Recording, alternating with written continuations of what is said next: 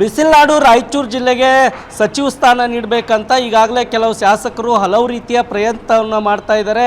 ಅದೇ ರೀತಿಯಾಗಿ ಮಾಜಿ ಸಚಿವರಾದಂಥ NS ಬೋಸರಾಜ್ ಅವರಿಗೆ ಸಚಿವ ಸ್ಥಾನ ನೀಡಬೇಕು ಅಂತ ಅವರ ಅಭಿಮಾನಿಗಳು ಮತ್ತು ಮಾದಿಗ ಸಮುದಾಯದ ಮುಖಂಡರು ಒತ್ತಾಯವನ್ನು ಮಾಡ್ತಾ ಇದ್ದಾರೆ. ಈ ಕುರಿತಂತೆ ಮಾತಾಡಲಿಕ್ಕೆ ನನ್ನ ಜೊತೆ ಮಾದಿಗ ಸಮುದಾಯದ ಮುಖಂಡರು ಇದ್ದಾರೆ. ನಾನು ಅವ್ರನ್ನೇ ಮಾತಾಡಿಸ್ತೀನಿ ಅಂತ. ಯಾಕೆ NS ಬೋಸರಾಜ್ ಅವ್ರನ್ನೇ ಸಚಿವರಾಗಿ ಮಾಡಬೇಕು ಅಂತ ಒತ್ತಾಯ ಮಾಡ್ತಾ ಇದ್ರಿ ಸರ್? 50 ವರ್ಷಗಳಿಗೂ ಹೆಚ್ಚು ಕಾಲ ಪಕ್ಷವನ್ನು ಕಟ್ಟಿರುವಂಥ NS ಬೋಸರಾಜ್ ಸಾಹೇಬರು ಅವರನ್ನು ಸಚಿವರನ್ನಾಗಿ ಮಾಡುವ ಮೂಲಕ ಪಕ್ಷ ಮುಂದಿನ ದಿನಗಳಲ್ಲಿ ಗಟ್ಟಿಯಾಗ್ತದೆ.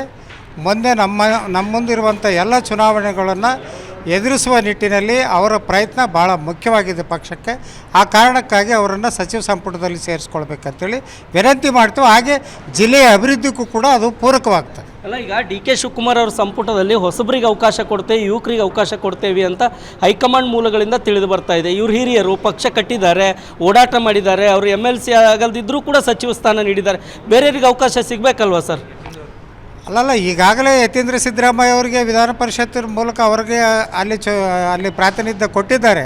ಅದರಂತೆ 3 ವರ್ಷಗಳ ಕಾಲ ಪರಿಷತ್ತಿನಲ್ಲಿ ಸಭಾನಾಯಕರಾಗಿ ಅತ್ಯುತ್ತಮವಾಗಿ ಕೆಲಸ ಮಾಡಿದಂಥ ಕೀರ್ತಿ ಬೋಸರಾಜ್ ಅವ್ರಿಗೆ ಸಲ್ಲುತ್ತದೆ.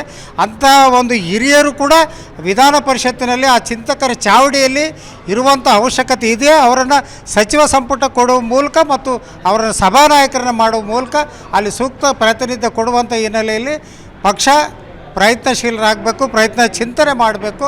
ಹಾಗೆ ನಮ್ಮ ಜಿಲ್ಲೆಗೆ ಕೂಡ ಅಭಿವೃದ್ಧಿ ಆಗ್ತದೆ ಅನ್ನುವಂಥದ್ದು. ಅಲ್ಲ, ಇನ್ನೊಂದು ಕಡೆ ಈಗ ಹಂಪನಗೌಡರು 5 ಬಾರಿ ಶಾಸಕರಾಗಿದ್ದಾರೆ, ಅವರು ಸಚಿವ ಸ್ಥಾನ ಕೊಡಬೇಕು ಅಂತ ಒತ್ತಾಯ ಮಾಡ್ತಾ ಇದ್ದಾರೆ. ನೀವು ನೋಡಿದ್ರೆ ಬೋಸರಾಜ್ ಅವರಿಗೆ ಸಚಿವ ಸ್ಥಾನ ಕೊಡಬೇಕಂತಿರಲ್ಲ, ಯಾಕೆ? ಅಲ್ಲ, ಹಂಪನಗೌಡರು ಕೂಡ ಹಿರಿಯ ನಾಯಕರಾದರೆ, ಎರಡನೇ ಪ್ರಶ್ನೆ ಇಲ್ಲ. ಅವರು ಕೂಡ ಬೋಸರಾಜ್ ಅವರು ತಳಮಟ್ಟಲಿಂದ ಸುಮಾರು 5 ದಶಕಗಳ ಕಾಲ ಕೆಳ ಹಂತದಲ್ಲಿದ್ದ ಕೆಳ ಮುಖಂಡರು ಸಹಿತ ಎಲ್ಲ ಸಮುದಾಯದ ಎಲ್ಲ ಜಾತಿ ಜನಾಂಗದವರ ನಾಯಕರು ಕೂಡ ರಾಜಕೀಯ ಪ್ರಾತಿನಿಧ್ಯ ಕೊಡೋದ್ರ ಜೊತೆಗೆ ತಳಮಟ್ಟಲಿಂದ ಪಕ್ಷವನ್ನು ಈ ಜಿಲ್ಲೆಯಲ್ಲಿ ಕಾಂಗ್ರೆಸ್ಸಿನ ಭದ್ರಕೋಟೆ ಅಂತ ಏನು ಹೆಸರು ಉಳಿಬೇಕಾದ್ರೆ ಸನ್ಮಾನ್ಯ ಶ್ರೀ ಬೋಸರಾಜ್ ಅವ್ರ ಕೊಡುಗೆ ಭಾಳ ಇದೆ. ಆ ನಿಟ್ಟಿನಲ್ಲಿ ಅವರಿಗೆ ಕೊಟ್ಟರೆ ಮುಂದೆ ಪಕ್ಷ ಸಂಘಟನೆಗೆ ಮತ್ತು ಜಿಲ್ಲೆಯ ಅಭಿವೃದ್ಧಿಗೆ ಎಲ್ಲದಕ್ಕೂ ಕೂಡ ಪೂರಕವಾಗಿ ಅನುಕೂಲ ಆಗ್ತದೆ ಅಂತ ತಿಳ್ಕೊಂಡು ಹೇಳಿ ನಾವು ಬೋಸರಾಜ್ ಅವ್ರಿಗೆ ಕೊಡ್ಬೇಕಂತ ವಿನಂತಿ ಮಾಡ್ತೀವಿ. ಅಲ್ಲ ಸರ್, ಈಗ ಬೋಸರಾಜ್ ಅವ್ರಿಗೆ ಕೊಡಲಿಲ್ಲ ಅಂದ್ರೆ ಮುಂದೆ ನಡೆ ಏನಾಗಿರುತ್ತೆ? ಬೋಸರಾಜ್ ಸಾಹೇಬರಿಗೆ ಕೊಳ್ಳೇಬೇಕು.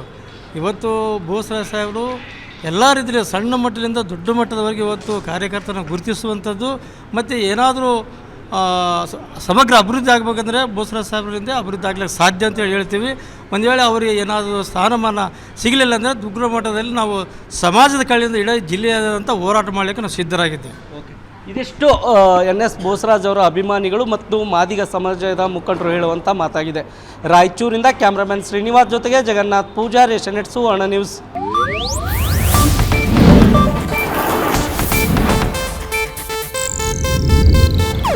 ಇದು ಏಷ್ಯಾನೆಟ್ ನ್ಯೂಸ್ ನೆಟ್ವರ್ಕ್ ಪ್ರಸ್ತುತಿ.